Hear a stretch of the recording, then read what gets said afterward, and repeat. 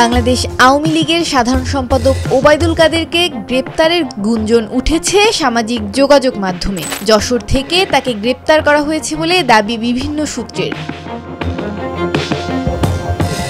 ইতিমধ্যে ফেসবুকে ওবায়দুল কাদেরকে গ্রেপ্তারের একটি ছবিও ভাইরাল হয়েছে, তবে আইনশৃঙ্খলা বাহিনী থেকে এ খবরের সত্যতা নিশ্চিত করা যায়নি।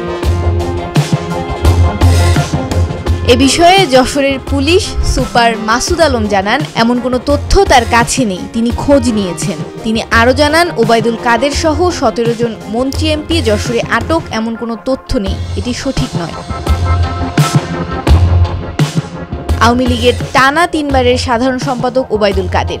খেলা হবে অন্তরে জ্বালা, এমন নানা রাজনৈতিক বক্তব্যে আলোচনা সমালোচনায় থাকতেন সবসময়। প্রসঙ্গত, কোটা সংস্কার আন্দোলনকে কেন্দ্র করে গত 5 আগস্ট ছাত্র জনতার কর্মসূচির মুখে সাবেক প্রধানমন্ত্রী শেখ হাসিনা পদত্যাগ করে ভারতে পালিয়ে যান। এরপর থেকে মন্ত্রিপরিষদের সদস্য থেকে শুরু করে বেশিরভাগ আওয়ামী লীগ নেতা আত্মগোপনে চলে যান। মৌমিতা মৌ, ডেস্ক রিপোর্ট, ভোরের পাতা।